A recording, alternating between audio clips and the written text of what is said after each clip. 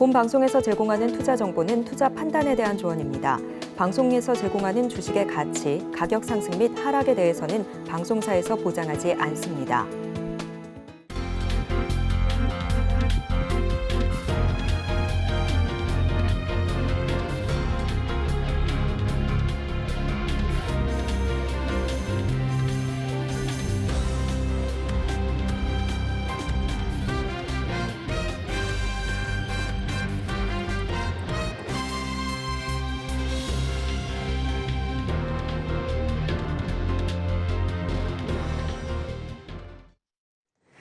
시청자 여러분 안녕하세요. 오늘을 돌아보고 내일을 준비하는 오늘장 내일장 일부 진행의 백선혜입니다.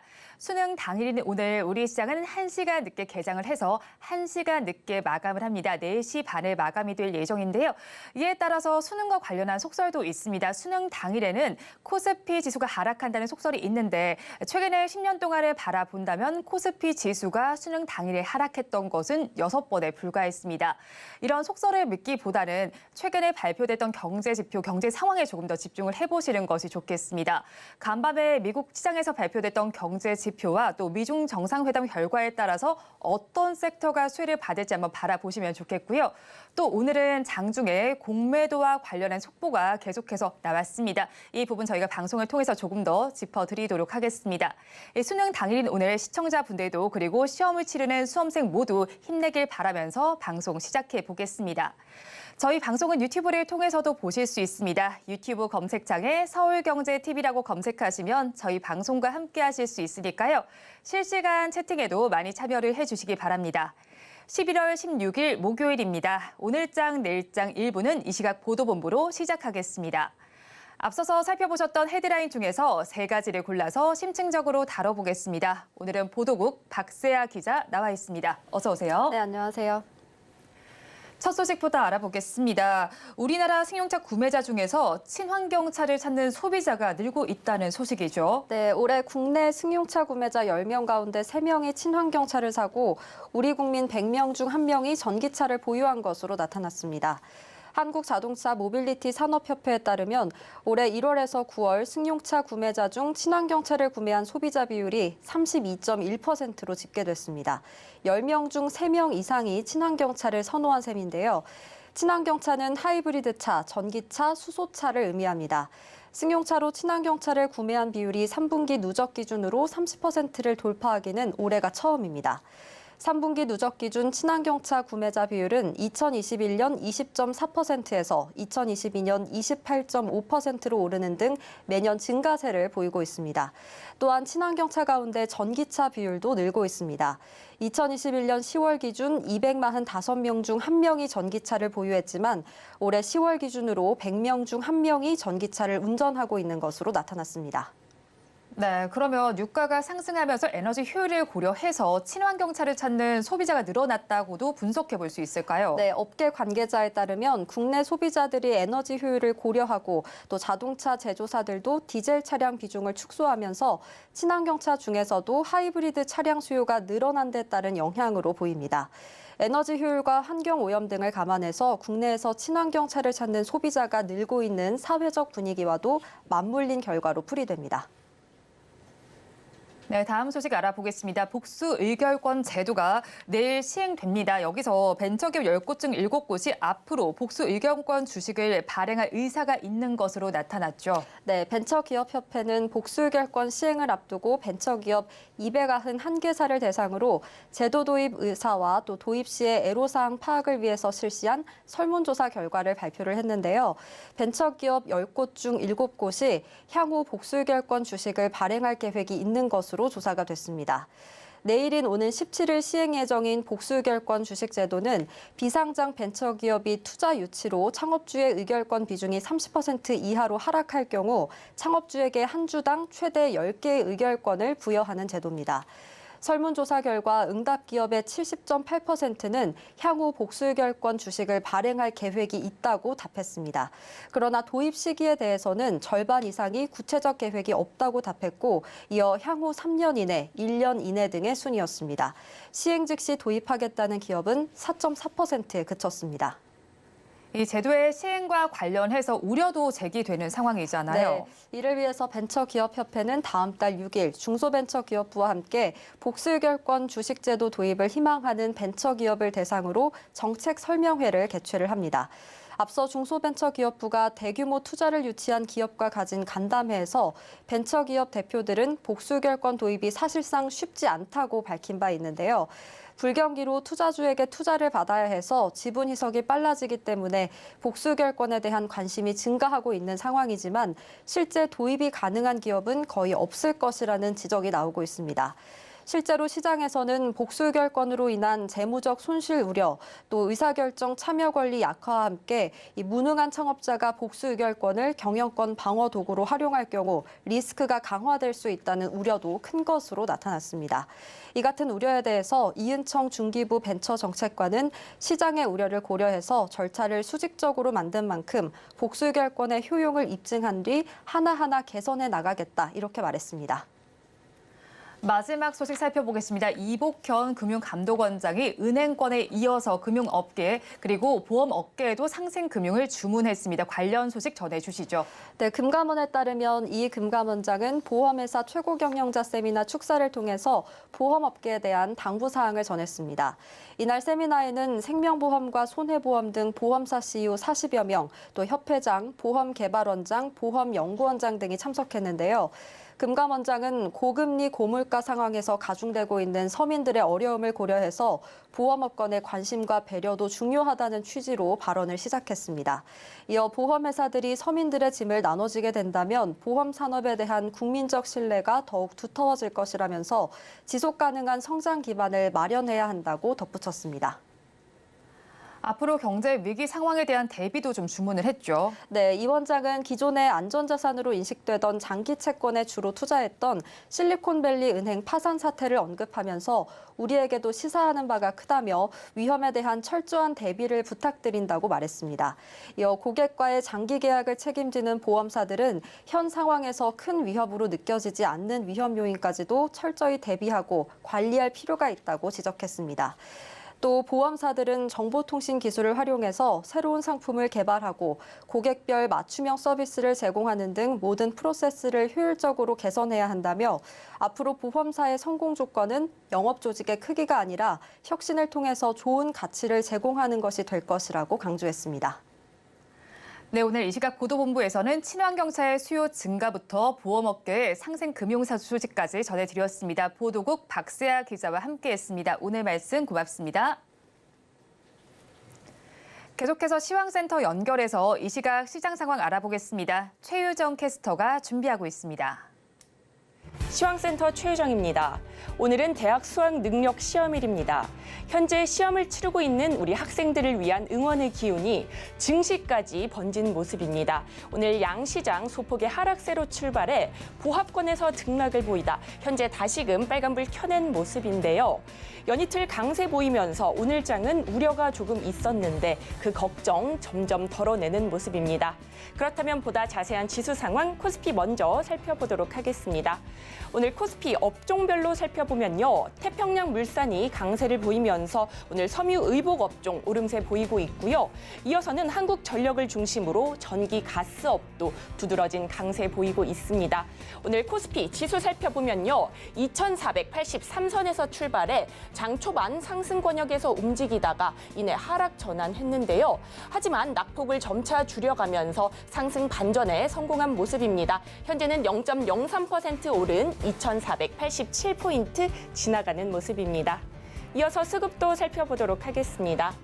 오늘 기관과 외국인 동반 매수세 보이면서 지수 상승을 견인하고 있습니다. 외국인 오늘 제조업 쪽에서 강한 매수 흐름 보여주면서 현재 2,600억 원 넘게 담아내고 있고요. 오늘 기관은 매도세 보이다 매수로 전환했습니다. 현재 200억 원 넘게 소폭 매수세 보이고 있습니다. 오늘 개인만이 매도세 보이고 있는데요. 2,798억 원 덜어내는 모습입니다. 이어서 코스닥도 살펴보도록 하겠습니다. 코스닥 오늘 주류 업종이 탄력 받아가는 가운데 제주 맥주가 강세 보이면서 오늘 음식료, 담배 업종 약진 보여주고 있고요. 이어서는 의료 정밀기기와 금융업 순으로 부진한 흐름 보여주고 있습니다. 오늘 코스닥 지수 살펴보면요. 코스닥은 809선에서 시작해 장 초반 하락권에서 움직이기도 했는데요. 하지만 상승 반전에 성공하면서 장중 815포인트까지 기록하기도 했습니다. 현재는 0.35% 오른 812포인트 지나가고 있습니다. 이어서 수급도 한번 살펴보도록 하겠습니다. 오늘 코스닥은 개인만이 매수 우위 보여주면서 지수 끌어올리고 있습니다. 개인 오늘도 제조업 쪽에서 강한 매수세 보이면서 현재 1,000억 원 넘게 사들이고 있고요.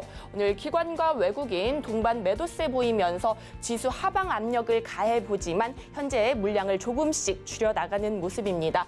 기관 오늘 600억 원 넘게 덜어내고 있고요. 외국인은 현재 386억 원 매도 흐름 이어나가고 있습니다.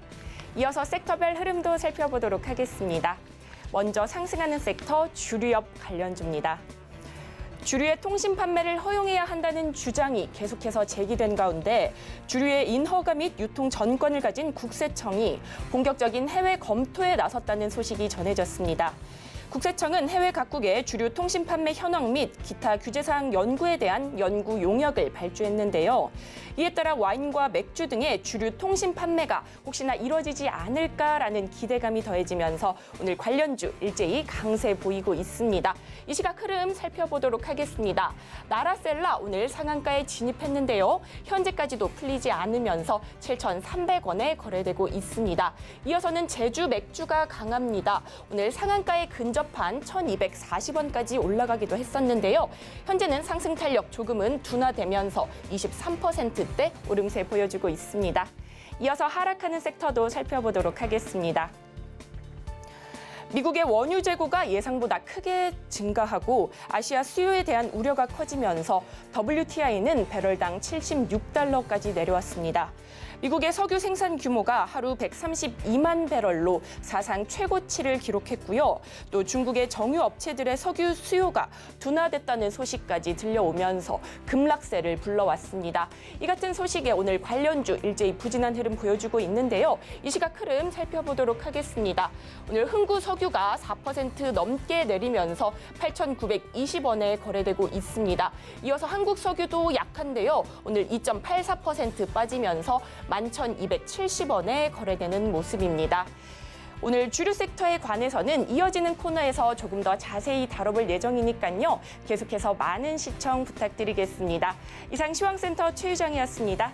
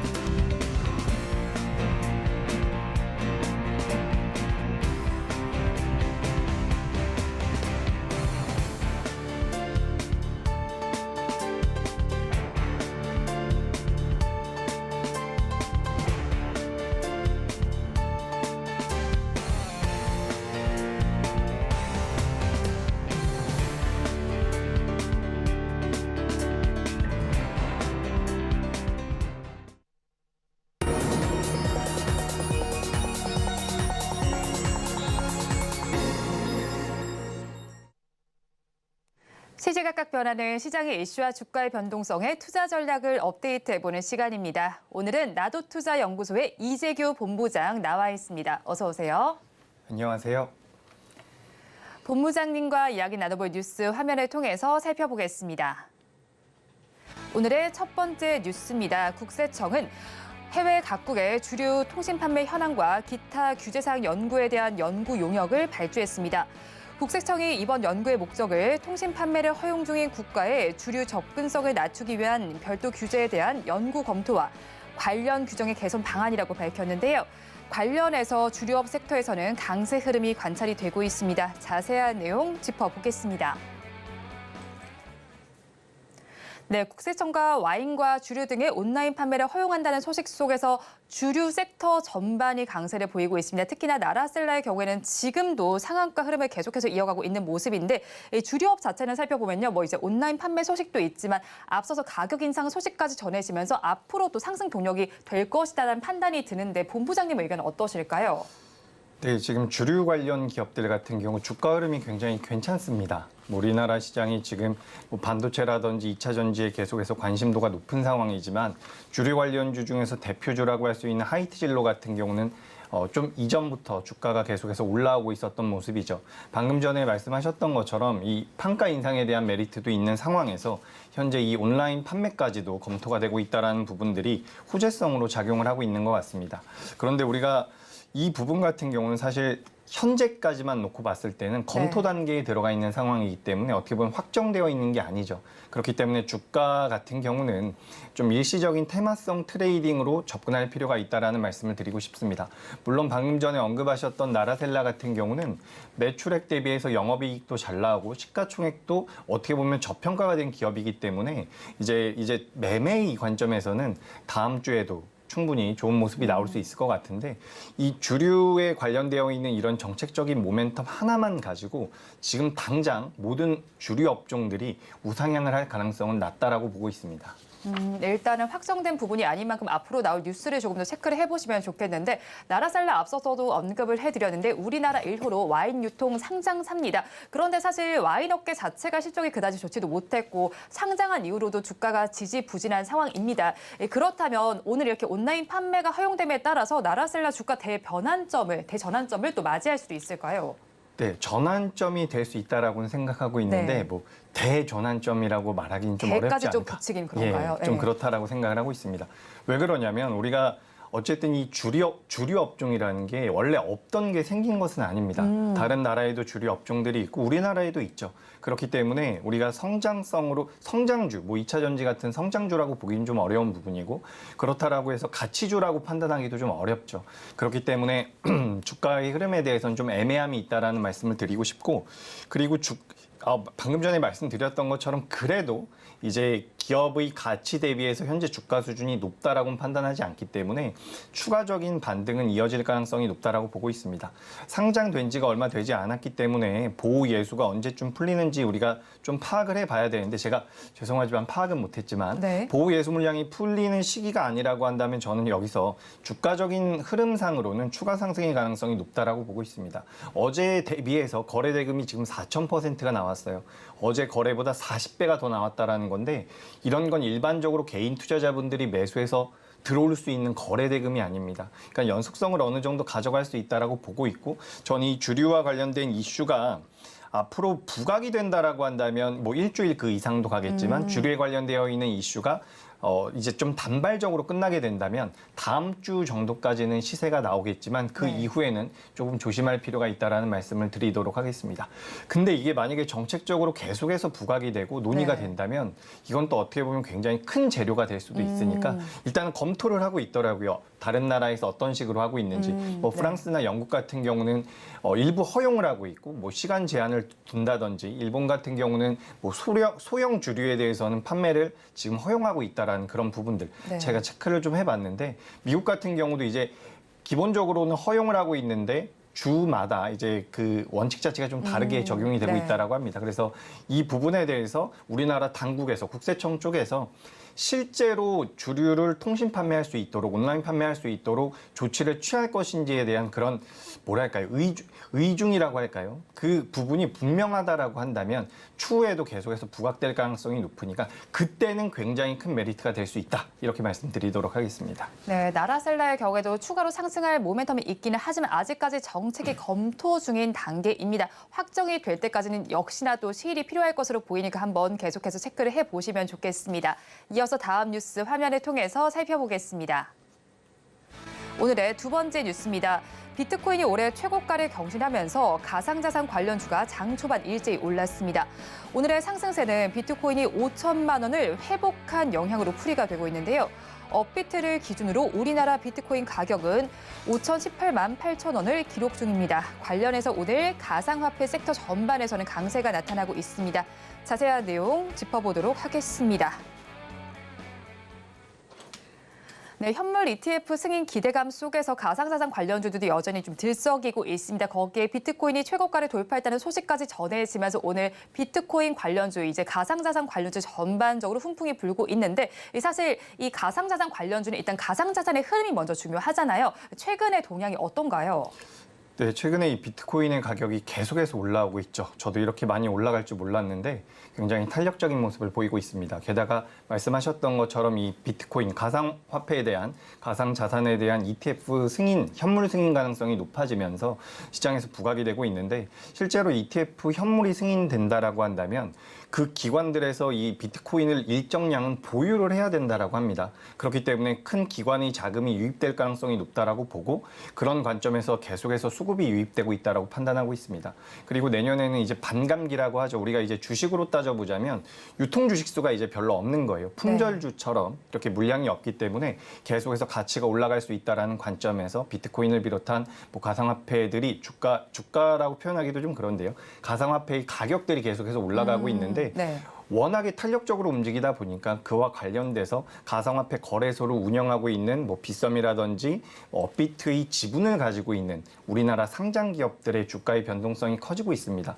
오늘은 좀 조정을 받는 것 같기도 하고요. 최근에 많이 올라왔다가 이제 좀 변동성이 잦아들고 있는데 사실 비트코인 관련되어 있는 모멘텀을 우리가 장기로 따져보기엔 좀 어렵다라고 판단을 하고 있습니다. 만약에 비트코인이라든지 가상화폐에 대해서 내가 관심이 있다라고 한다면 네. 가상화폐를 매매하시는 게 낫겠죠.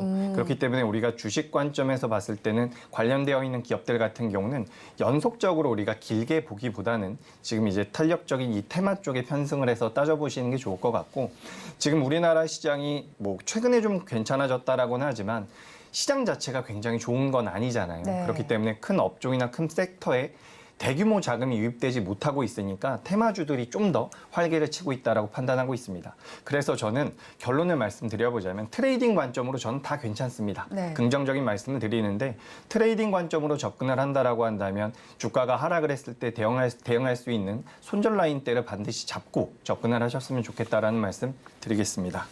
네, 손절 라인 때 반드시 잡고 접근하는 것이 좋겠다라고 가상자산 관련주들 평가를 해주셨는데 그 안에서도 위지트와 위메이드의 경우에는 기술력 지수에 좀 고평가를 받는 것으로 확인이 되고 있습니다. 그러면 가상자산 관련주 중에서도 좀 주도주 역할을 할 만한 종목들이 있을까요? 네, 없습니다. 없나요? 없는 건 아니고요. 네. 지금 사실 우리나라 기업들 중에서 앞서 말씀드렸던 것처럼 뭐 업비트나 빗썸과 관련된 지분을 보유한 기업들이 있지만 네. 사실 이게 가상화폐에 관련돼서 대장주라고 표현하기는 좀 어렵습니다. 그렇기 때문에 가상화폐에 대해서 매매를 하거나 투자를 하고 싶다라고 한다면 가상화폐를 하시는 게 저는 좋다라고 생각을 해요. 실제로 비트코인 같은 경우는 지금 테슬라보다도 시가총액이 큽니다. 그러니까 이게 주류 자산이 아니기 때문에 어떻게 보면 지금도 이 비트코인이라는 게 생소하신 분들이 계실 텐데 지금 우리나라 삼성전자보다도 이 비트코인의 시가총액이 큽니다. 네. 테슬라보다도 크고요. 테슬라와 엎치락 뒤치락 하고 있는 상황인데 이 정도 규모를 가졌다라고 한다면 우리가 자산으로 인정할 필요가 있겠죠. 그렇기 때문에 이제 가상화폐 관련돼서 관심이 있다라고 한다면 정말 비트코인에 대해서 관심을 좀 가져보실 필요가 있다라는 말씀을 드리고 앞서 말씀드렸던 것처럼 우리나라에서 가상화폐를 거래할 수 있는 거래소의 지분을 가지고 있는 기업들이 좀 있습니다. 네. 뭐 말씀하셨던 위지트도 있는데 실제로 이 가상화폐가 앞으로 어떻게 사용이 되느냐 이 블록체인 기술을 이용해서 어디에 써먹을 것이냐를 그 부분을 고민해 봤을 때는 게임주와 굉장히 연관성이 높습니다. 그렇기 때문에 우리나라에서는 위메이드 그룹주와 네. 뭐 컴투스 그리고 M게임 같은 기업들이 가상화폐의 가격과 어느 정도 연동이 돼서 움직인다라고 볼 수가 있는데 이걸 우리가 이제 사업적으로 생각을 해봤을 때도 분명히 확장성이 있다라는 거죠.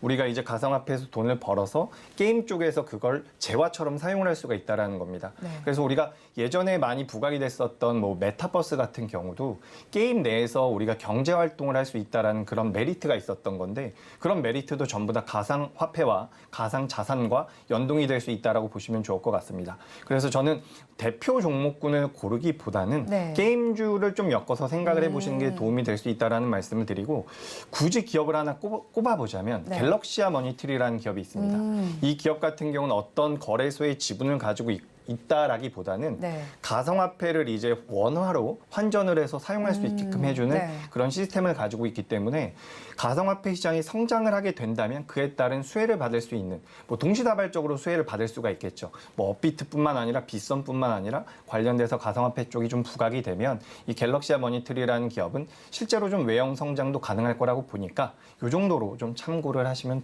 도움이 될 것 같습니다. 네, 일단은 가상자산과 관련해서는 뭐 거래소에 지분이 있는 쪽과 거기에 대해서 게임주와 좀 연관해서 생각을 해보시면 좋겠다는 의견을 주셨는데요. 그중에서 또 가상자산 거래소인 빗썸이 IPO를 추진하고 있습니다. 2020년에 한번 무산됐던 바가 있기도 했는데 2025년 하반기를 목표로 지금 추진을 하고 있다는 소식이 전해져 오고 있습니다. 사실 업비트로부터 좀 왕자를 뺏기기도 했는데 이렇게 또 가상자산 거래소도 상장을 한다는 것은 또 다른 의미가 될 것 같은 느낌이 들거든요. 그럼 이렇게 상장이 된다면 가상자산 관련주의 분위기도 바뀌지 않을까요? 그렇죠. 아마 그래도 영향력이 네. 있을 거라고 저는 보고 있습니다. 그런데 말씀하셨던 것처럼 지금 이 빗썸이라는 기업이 업비트에게 왕좌를 빼앗겼죠. 네. 근데 업비트 같은 경우는 이제 K뱅크라 그래서 K뱅크까지 갈 이유는 없을 것 같고 그 정도까지는 가지 않더라도 지금 이 업비트와 빗썸을 이용하고 있는 실제 그런 유저들의 이야기를 들어보면 업비트 같은 경우는 우리가 주식 매매를 하는 것처럼 HTS처럼 굉장히 쉽게 인터페이스가 되어 있다라고 합니다. 네. 접근성이 굉장히 쉽다라는 거죠. 근데 반대로 빗썸 같은 경우도 예전보다는 많이 개선되긴 했지만 업비트에 비해서 상대적으로 좀 불편한 부분이 있다라고 합니다. 그리고 빗썸 같은 경우는 우리나라 코인이라고 해서 이제 우리나라 코인들이 많이 상장이 되어 있는데 네. 이런 코인들 같은 경우는 또 거래 대금이 굉장히 작아서 변동성이 너무 크다라고 해요. 그래서 가상화폐 시장에 이제 훈풍이 좀 불어서 강하게 올라갈 때는 또 빗썸이라는 거래소가 메리트가 되기도 하는데 우리가 전체적으로 봤을 때는 업비트라는 그 회사의 인터페이스가 좀 더 우수하다라고 지금 판단을 하고 있는 네. 시장에서 판단을 하고 있다라고 보시면 될 것 같습니다. 그래서 이 상장이라는 모멘텀이 분명히 멋지고 좋은 것이긴 한데 우리가 실제로 상장을 한다라고 하더라도 2025년도 하반기 이야기가 나오고 있습니다. 네. 그럼 지금부터 거의 2년 정도가 남아있는 상황이기 때문에 그 기간 동안 이제 빗썸에서 인터페이스라든지 무언가 유저들이 사용을 했을 때 좀 더 도움이 될 만한 그런 사업적인 개선이 좀 이루어져야지만 실제로 시장에서 뭐 상장을 한다든지 업비트의 지분, 그 업비트의 점유율을 좀 뺏어올 수 있다라고 보고 있고 이런 부분들이 이 빗썸이라는 회사에게는 굉장히 중요하다라고 저는 생각을 하고 있습니다. 그래서 이제 가상화폐 시장에 대해서 가상화폐 관련주에 대해서는 빗썸의 상장이라는 것이 메리트가 될 수 있지만 네. 실제로는 이제 빗썸의 지분을 가지고 있는 기업들에만 국한될 가능성도 있다라는 거죠. 현재 뭐 T-사이언티픽이라는 회사가 빗썸을 운영하고 있는 최대 주주 빗썸 코리아의 지분을 가지고 있고요. 네. 그리고 그 T-사이언티픽의 지분을 가지고 있는 게 또 위즈트입니다. 그래서 이런 기업들은 이제 빗썸 상장과 관련돼서 모멘텀이 될 수가 있는데 다시 한번 말씀드리지만 2025년 하반기가 좀 멀기 때문에 네. 일단은 좀 이제 테마적인 트레이딩 관점으로 접근을 하시고 추이를 좀 보면서 빗썸이 좀 괜찮아지는지 아니면 2024년도에 비트코인이 빠지지 않는지 이런 부분들까지 좀 체크를 하셔야 될 것 같습니다. 그래서 지금 당장에 우리가 우량하다. 미래의 성장성이 굉장히 뛰어나다라고 해서 매수한 이후에 보유하기에는 네. 그래도 현재까지는 좀 부족한 부분이 많다. 이렇게 말씀드리겠습니다. 내년 말도 아니고 내후년 말을 보고 있는 거니까 조금 더 시차가 좀 필요하다라고 좀 전해주신 것 같습니다. 그렇다면 오늘 가상자산과 또 주류 관련해서 저희가 좀 다뤄봤었는데 그 안에서 토픽 종목 가지고 오셨을까요? 네, 제가 가상자산, 가상화폐에 대한 모멘텀도 좀 찾아봤고 네. 이제 주류 쪽에 대해서도 좀 알아봤는데 전체적으로 둘 다 아직까지 그러니까 지금 우리가 주식을 매매하는 데 있어서 어쨌든 성장성이라든지 2024년도에 그런 매출 이런 부분들을 따져봤을 때 이 이슈만 가지고 움직였었던 기업들 같은 경우는 한계가 좀 있을 거라고 보고 있습니다. 특히 가상화폐 같은 경우는 말씀드렸던 것처럼 하려면 차라리 가상화폐가 좀 낫지 않을까라는 의견을 네. 드리는 부분이고요. 그리고 주류 관련돼서는 오늘 나라셀라가 굉장히 강하게 올라왔는데 사실상 이제 그 통신 판매, 온라인 판매가 진행이 된다라고 한다면 지금 우리나라에서 주류 판매를 잘하고 있는 기업들에게도 굉장히 큰 메리트가 될 수가 있습니다. 그러니까 지금 와인 쪽이라든지 이런 부분들이 부각이 되면서 나라셀라가 올라왔는데 기존에 잘하고 있었던 하이트진로 같은 경우도 네. 만약에 통신 판매가 된다라고 한다면 훨씬 더 유리하게 진행이 될 수 있다라고 보는 거죠. 그래서 지금 하이트진로라는 기업을 좀 소개를 드리고 싶습니다. 하이트진로 같은 경우는 올해 중순부터 계속해서 좀 올라와주는 모습이었는데 뭐 맥주도 판매를 하고 있고요. 소주도 판매를 하고 있는 상황입니다. 근데 우리가 이제 맥주 같은 경우는 여름 쪽이 성수기라고 이야기를 네. 많이 하는데 사실상 이 주류의 성수기는 4분기라고 할 수 있죠. 연말에 이제 주류에 대한 소비가 많이 늘어나고 있고 실제로 최근에는 이 원재료값 상승에 따라서 판가를 인상을 한 상황입니다. 그래서 소주 가격과 맥주 가격을 7% 가까이 인상을 했는데 이제 이런 부분들이 계속해서 반영이 될 가능성이 높겠죠. 그래서 우리가 이 하이트진로라는 기업에 대해서 좀 관심을 가져보셔야 되는데 정리를 좀 드려보자면 네. 상반기 때 마케팅 비용이 굉장히 많이 들었습니다. 근데 마케팅 비용을 들면 하반기 때 실적이 좋아지겠죠. 네. 하반기 때 실적이 좋아질 가능성이 높고요. 그다음에 말씀드렸던 것처럼 판가 인상까지 진행이 된다라고 한다면 2024년도까지 그래도 주가 흐름이 계속해서 긍정적으로 이어질 가능성이 높다라고 보고 있습니다. 네, 오늘 탑픽 종목으로는 하이트진로 짚어주셨고요. 가격 전략 저희가 어떻게 잡아가면 좋을까요? 네, 이 기업이 2022년도만 하더라도 37,000원대에서 움직였었던 기업인데 현재 23,000원까지 내려와 있는 상황입니다. 그래서 지금 당장 매수하시기에는 어제 그제 이제 주가가 좀 올라왔었던 상황이기 때문에 주가가 좀 내려와서 22,500원대까지 내려오게 된다면 네. 접근을 해 보셨으면 좋겠고요. 매수 이후에 목표가는 25,000원 그리고 손절가는 21,500원대로 의견 드리도록 하겠습니다. 네, 하이트진로의 가격 전략까지 알아봤습니다. 지금까지 나도투자연구소의 이재규 본부장과 함께했습니다. 오늘 말씀도 고맙습니다.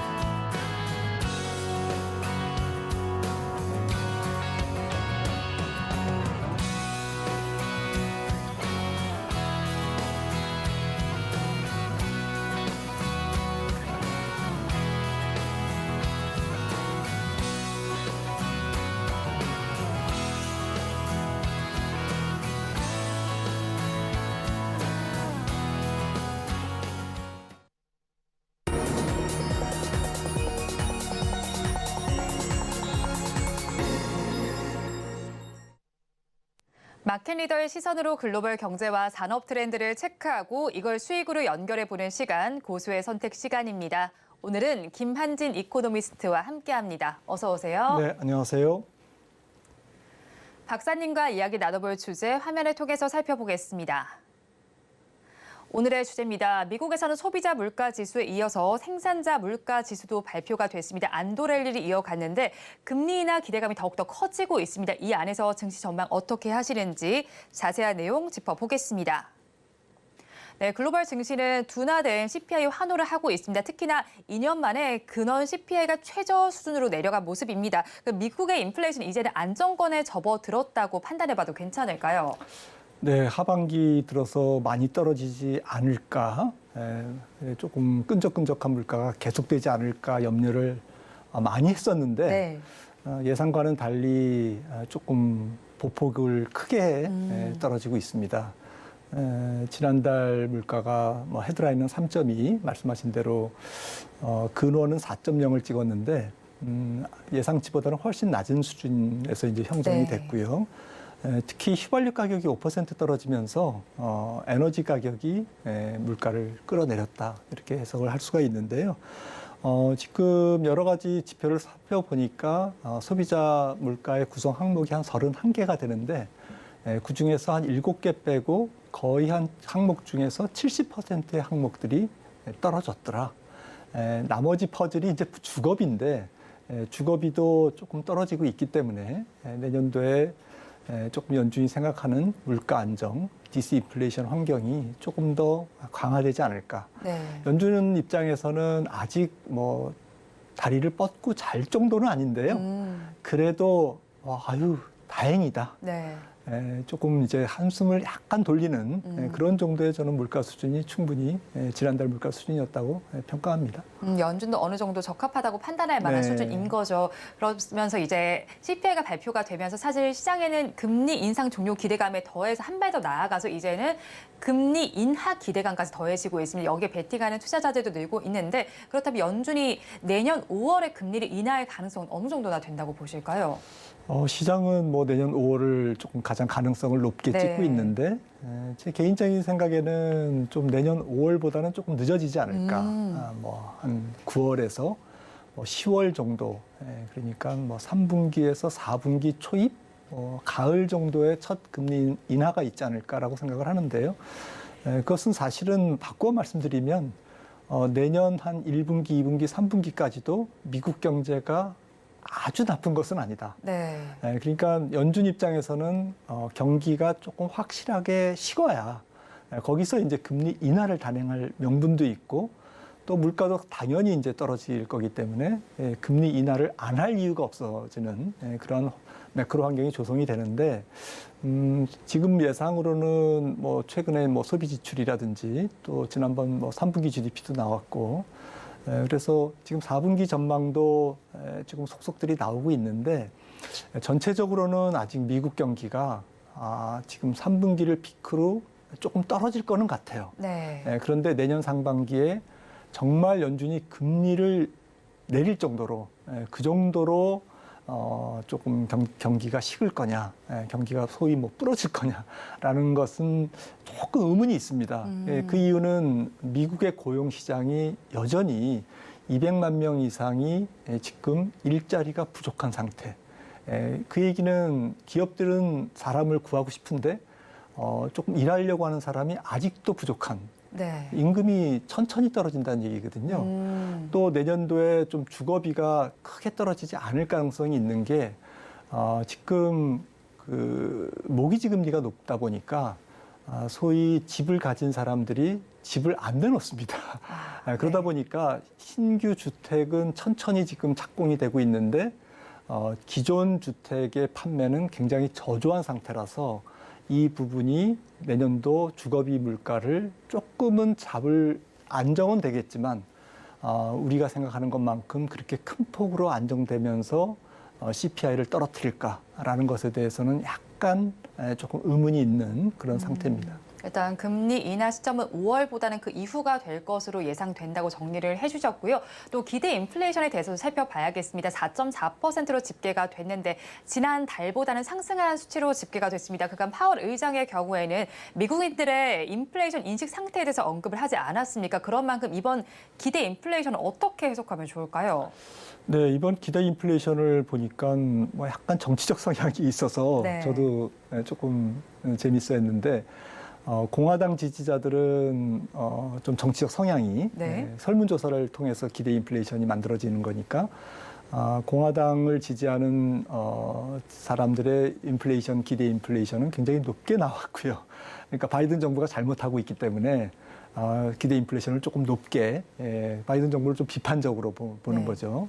돈도 많이 쓰고 지금 재정 지출도 팍팍하기 때문에 거봐라 기대 인플레가 잘 안 떨어지지 않냐 그런 식으로 응답을 했고 또 민주당 지지자들은 뭐 바이든 정부 잘하고 있잖아 그러면서 기대 인플레이션을 조금 낮게 봤는데 네. 그 정도의 차이가 2%포인트 정도 차이 날 정도로 조금 확연했어요. 그래서 파월 의장도 기대 인플레이션에 조금 신빙성, 신뢰성이 좀 떨어지는 것 같다라는 얘기를 했거든요. 네. 사실 이번에 기대 인플레이션이 떨어진 것은 지금 하마스 이스라엘 전쟁에도 불구하고 미국은 휘발유 가격이 떨어졌어요. 최근 네. 한 달, 두 달 동안. 그래서 이 휘발유 가격 하락이 기대 인플레이션을 조금 끌어내린 부분이 있기 때문에 아직까지 그게 조금 확대 해석해서 경기가 완전히 소비 경기가 식느냐, 미국의 소비자들이 정말 지갑을 닫을 정도로 기대 인플레이션을 조금 낮게 보고 있느냐라는 것에 대해서는 너무 확대 해석하는 것은 좀 그럴 것 같습니다. 네, 일단 이번 기대 인플레이션의 경우에는 사실은 뭐 이제 정치적인 성향이 좀 섞여 있었던 것으로 보입니다. 네. 그렇다면 이제 FOMC도 남은 건 이제 한 번밖에 없습니다. 올해는 한 번 남았는데 그럼 12월 FOMC에서는 금리 인상 가능성이 많이 낮게 나타나고 있잖아요. 그렇다면 이 12월 FOMC 저희는 어떤 포인트를 바라보면 좋을까요? 네, 아무래도 이제 12월 FOMC에서는 이제 그 점도표가 나오지 않습니까? 네. 이제 분기 말이기 때문에. 그래서 19명의 연준 위원들이 의사결정 참여자들뿐만 아니라 투표권이 없는 위원들까지도 이제 19명이 이제 그 의견을 냅니다. 네. 경제 지표에 대해서. 그래서 내년도 경제 전망에 대해서 어떤 의견을 갖고 있는지 이게 9월 달 직전 분기 FOMC에서의 경제 전망과 얼만큼 차이가 있는지. 그러니까 내년도 경기 침체, 경기 위축이 지난 3개월 전보다 굉장히 앞으로 좀 그 크게 진행될 것 같다. 의미 있게 그렇게 지표가 경제 성장률 전망이라든지 또 물가 전망이 낮게 나오면 그만큼 뭐 금리 인하 시점이 조금 앞당겨진다고 생각을 네. 할 수밖에 없기 때문에 이게 증시에는 호재로 작용할 것 같고요. 경기 침체 쪽에 부정적인 뭐 그런 측면보다는 네. 금리 인하가 앞당겨진다는 쪽에 조금 더 포인트를 둘 것 같아요. 네. 그거는 현재 미국 경기가 조금 너무 좋은 상태에서 정상적인 상태, 그러니까 장기 추세선 내지는 잠재 성장률 수준으로 내려오는 거지 당장 경기 침체로 완전히 들어가는 상황은 아니거든요. 네. 좀 시간적 여유가 있기 때문에 시장에서는 여전히 통화정책의 완화 전환 가능성에 좀 초점을 두면서 긍정적인 반응을 일으킬 것 같고요. 그래서 내년도 연준 위원들이 어떤 경제 성장률을 어떻게 보는지, 네. 물가 전망을 어떻게 보는지 이 부분이 키포인트가 같고 지난 9월 달에는 내년도 근원 PCE 물가, 그러니까 네. 연준이 기준으로 하는 근원 PCE 물가가 내년 말에 2.6%로 전망을 했어요. 지난 9월 달 FOMC에서는 이 2.6%의 내년도 말 근원 PCE 물가 전망이 조금 하향 수정되는지 여부. 네. 그러니까 조금 더 물가가 조기에 잡힐 거다. 2% 목표치에 조금 더 빨리 다가설 것 같다라고 이제 시장에서 그걸 확인하면 FOMC 결과를 확인을 하면 시장이 환호할 것 같습니다. 네, 점도표도 확인해보고 내년 성장률 전망을 확인해 보시고요. 그런 PC에 대한 전망치가 어떻게 수정될지도 한번 바라보시면 좋겠습니다. 이렇게 CPI가 발표가 되면서 글로벌 증시는 변동성이 많이 완화가 된 모습입니다. 그러면 남은 연말 동안에 이 사이에 좀 매크로 변수가 어떤 것들이 있을까요? 네, 뭐 여러 가지 경제 지표가 뭐 발표됩니다만 제일 중요한 거는 4분기 GDP에 대한 전망이 어떻게 나오느냐. 지금 속보치가 이제 그 분기 초에 네. 이제 나오게 돼 있는데, 그런데 이게 지금 4분기 전망이 살짝은 뭐 지금 3분기가 4.9지 않습니까? 네. 4.99, 3분기에 대한 이제 속보치, 그다음에 잠정치, 확정치 이렇게 나오게 돼 있거든요. 그러니까 3분기 GDP가 결정되면서 시선은 이미 3분기는 지났지 않습니까? 네. 그러니까 지금 진행되고 있는 캘린더 데이인 4분기의 GDP가 어떻게 찍힐 건지, 뭐 애틀란타 연은이라든지 네. 또 연준 인사들의 발언, 4분기 GDP에 대한 4분기 경기 온도에 대한 조금 여러 가지 힌트를 얻을 수 있는 지표들의 시장은 초점을 둘 것 같고요. 그러니까 4분기 GDP가 확연히 너무 꺾일 정도로 물가 잡히는 거 또 금리 잡히는 것은 오케이. 하지만 경기는 너무 망가지면 안 되잖아요. 네. 4분기 당장. 그래서 4분기 GDP는 약간 골든 패스, 약간 골디락스적인 성격의 성장률이 나와줘야 산타 랠리도 있고 또 네. 내년 초까지, 내년 연초 랠리도 기대할 수가 있다라는 측면에서 4분기 GDP가 적어도 2% 이상은 나와줘야 시장이 강세 기조를 조금 유지할 수 있겠다라는 측면에서 그게 제일 중요할 것 같고요. 네. 마찬가지로 제일 중요한 거는 뭐 금리죠. 금리가 일단은 어쨌거나 어쨌거나 한 4%까지는 떨어져 줘야 시장이 좀 숨 쉴 공간이 있거든요. 에어포켓이라고 그러죠. 일단은 뭐 경기가 뭐 나중에 망가지든 말든 지금은 그건 좀 먼 얘기고, 지금 연말까지는 우선 금리가 조금 내려감으로써 주식시장이 좀 PER 대비 주식시장의 상대적인 금리 대비 매력도가 조금 유지가 돼줘야만 이게 시장이 좀 강세장을 유지할 수 있기 때문에 시장 금리가 4.5에서 10년물 기준으로 4.0으로 향해 가는지 여부, 이 두 가지가 제일 중요할 것 같습니다. 네, 4분기의 GDP와 그리고 금리에 대해서 한번 체크를 해보시면 좋겠고요. 또 우리 시장으로 돌아와서 살펴보면 한시적 공매도 금지 조치라는 데 이어서 오늘도 속보치로 계속해서 나왔습니다. 외국인과 기관 그리고 개인 모두가 상환 기간은 90일로 두고 담보 비율을 105%로 통일을 하기로 했습니다. 이렇게 후속 조치가 나왔는데 그런 만큼 외국인의 이탈 가능성 어느 정도로 볼 수가 있을까요? 뭐 또 공매도로 인한 외국인 이탈이 당장 그렇게 눈에 띄게 나타나는 것은 아닌 것 같고요. 네. 조금 앞으로는 뭐 약간은 나타날 가능성이 있습니다. 왜냐하면 롱쇼트 위주로 플레이를 하는 외국인 투자자들이라든지 또 한국 경제 증시 제도의 약간 조금 신뢰성 저하, 이런 것에 대한 약간 불만성, 네. 이탈, 이런 것들이 뭐 있을 수는 있습니다. 하지만 뭐 그렇게 확연히 아직 드러난 상황은 아닌 거고요. 그것보다는 이제 조금 외국인들이 연말로 다가오면서 부클로징이라 그러죠. 네. 조금 이제 지금 당장 이제 추수감사절이 시작되는데 추수감사절 이어서 크리스마스 때까지 거의 한 12월 첫째 주에서 둘째 주 가면 조금 개점 휴업 분위기거든요. 네.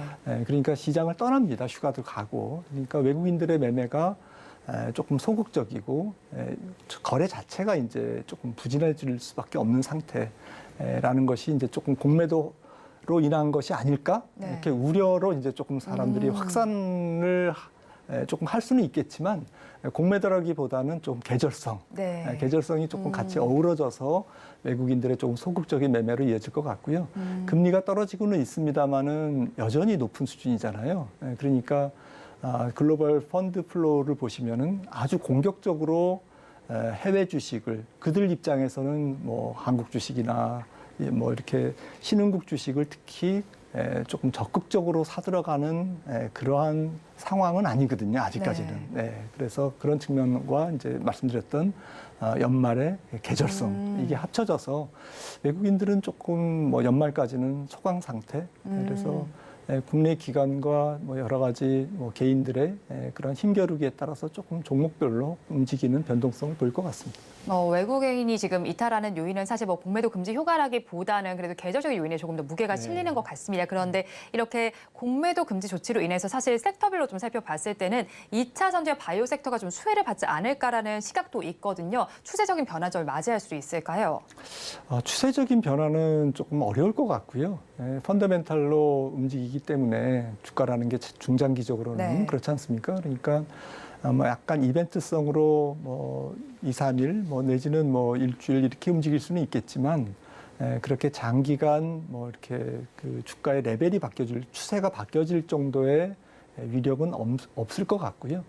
결국에는 밸류에이션이 높은 주식은 공매도가 조금 금지됐다고 하더라도 네. 추가적인 매수세를 이끌어내기에는, 유인하기에는 좀 한계가 있지 않을까라는 측면에서 여전히 조금 성장주 중심으로 매매를 하시되 네. 그래도 공매도가 없다라는 것은 내년 6월까지는 약간 뭐 지금 숨쉴 공간이 훨씬 더 이렇게 편안해진 상태니까요. 네. 주식시장이 조금 뭐 잘잘못을 따지고 뭐 당위성을 떠나서 일단은 수급적인 측면에서는 좀 분명히 플러스적인 요인이 있거든요. 이제 그런 측면에서는 좀 저는 중 PER의 성장주 계열의 주식들이 공매도의 최대의 수혜주가 아닐까라고 생각을 합니다. 네. 중 PER 종목이 공매도의 최대 수혜주가 아닐까라고 좀 짐작을 해주셨습니다. 그렇다면 이제 연말로 가고 있는 만큼 어떤 섹터에 주목을 해봐야 될지도 굉장히 궁금하실 것 같습니다. 최근에는 뭐 기술주와 헬스케어 그리고 에너지 섹터 좀 강세를 보이고 있고 좀 긍정적인 시각이 나오고 있는데 박사님께서 보시기에 좀 연말을 이끌 만한 주도 섹터는 어디일까요? 네. 앞서도 말씀드렸습니다마는 금리가 떨어지긴 하지만 그래도 금리가 떨어지는 이유가 경기가 약간씩 식은 것을 반영하는 금리 하락 쪽에 조금 가까운, 네. 그러니까 부정적인 요인이 내재된 금리 하락인 것은 분명하거든요. 좋았던 경기가 조금 나빠지는 거니까요.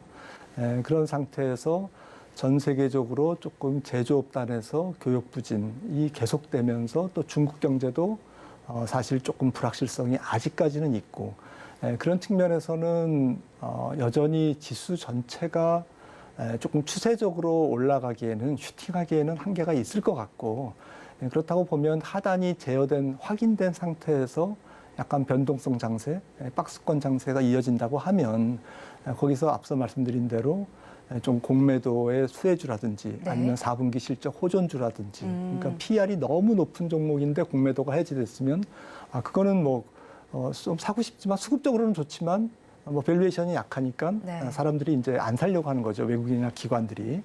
그래서 중 PER 종목을 좀 말씀드린 거고요. 그런 측면에서는 좀 성장성 있고 4분기 실적 나쁘지 않고 재무구조 완전히 나쁜 회사는 배제하고 네. 그렇게 차 띄고 포 뛰면 사실 한마디로 말씀드리면 우량 안정 성장주, 우량 혁신 성장주, 네. 기술력이 확인된 수주가 느는 종목들, 그런데 주가도 조금 조정을 받은 종목들, 이런 종목들이 순환매를 돌지 않을까 이렇게 생각을 합니다. 네, 연말에 바라볼 섹터까지 짚어주셨습니다. 지금까지 김한진 이코노미스트와 함께했습니다. 오늘 말씀 고맙습니다. 오늘장 내일장 일부에서 전해드린 내용 정리해서 보여드리겠습니다. 화면으로 확인해 보시죠. 오늘장 내일장 일부의 핵심입니다. 오늘 주류 섹터에서 강세가 좀 관찰이 됐습니다. 그중에서 나라셀라의 경우에는 상한가행을 직행을 했고요. 지금 역시도 풀리지 않고 있습니다. 추가 상승 여력이 남아 있다고 짚어주셨으니까 한번 투자 의견에 참고를 해보시기 바라겠고요. 그중에서 탑픽 종목으로는 하이트 진로를 공략해 주셨습니다. 마케팅과 그리고 판가 인상 효과가 있는 만큼 이 점을 염두에 두시고 투자 전략 세워보시기 바라겠고요. 마지막으로 시장 전반을 좀 바라봤습니다. 연말에는 성장주가 유망할 것으로 보입니다. 미국의 빅테크를 추종한 장세가 기대되는 만큼 이전까지 기억을 해보시기 바랍니다. 본 방송에서 제공하는 정보는 투자 판단에 대한 조언일 뿐 해당 주식의 가치와 수익률을 보장하지는 않습니다. 아울러 서울경제TV와 서울경제신문은 당사의 브랜드입니다. 최근 당사를 사측하는 피해 사례가 늘어나는 만큼 각별히 주의해 주시기 바랍니다. 오늘장 내일장 1부에서 준비한 순서는 여기까지입니다. 저희는 잠시 후 2부로 돌아오겠습니다.